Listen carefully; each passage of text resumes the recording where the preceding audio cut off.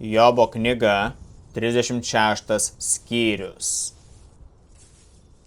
Turėk kantrybės dar valandėlę, ir aš parodysiu tau, kad dar turiu ką pasakyti už Dievą. Aš remsiuosi praeitimi ir įrodysiu, kad mano kūrėjas yra teisus. Mano žodžiai teisingi ir turintis tobulą pažinimą yra priešais tave.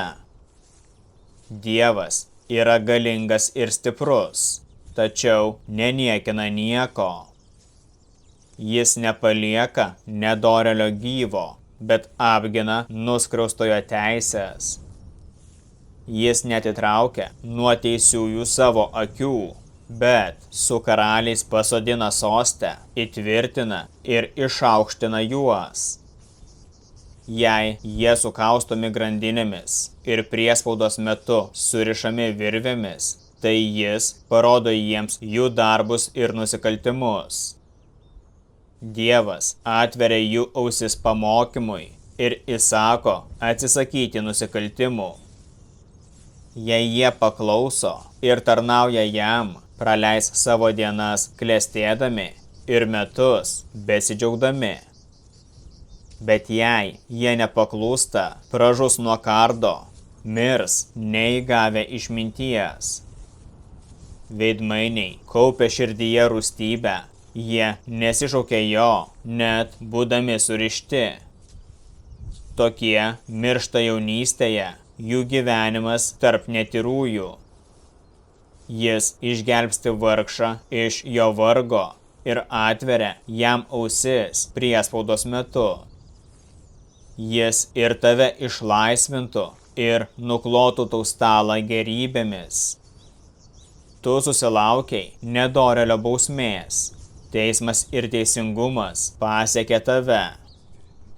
Būk atsargus, kad jis nepašalintų tavęs rūstaudamas, nes tada ir didelė išpirka neišgelbės tavęs.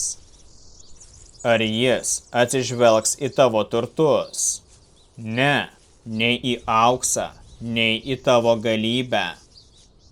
Nelauk nakties, kai tautos bus pašalintos ir sunaikintos. Saugokis, nepalink į neteisybę, kurią tu pasirinktum vietoj kentėjimų. Dievas išaukštintas savo galybę, kas gali pamokyti kaip jis, kas jam nurodė jo kelius, ir kas jam pasakytų, tu klysti. Atsimink, kad galėtum išaukštinti jo darbus, kuriuos žmonės matė. Visi žmonės gali juos matyti ir pastebėti iš tolo. Dievas yra didis, ne mums jį suprasti. Jo metų tu negali suskaičiuoti. Jis padaro iš vandens lašus, iš rūko lietų, kurį debesis lieja gausiai ant žmonių. Kas supras debesų išsidėstymą ir jo palapinės garsus? Jis paskleidžia savo šviesą ir apdengia jūros gelmes. Jis teisia žmones ir teikia jiems maisto apsčiai. Jis pažaboja žaibus ir įsako jiems trenkti į taikinį.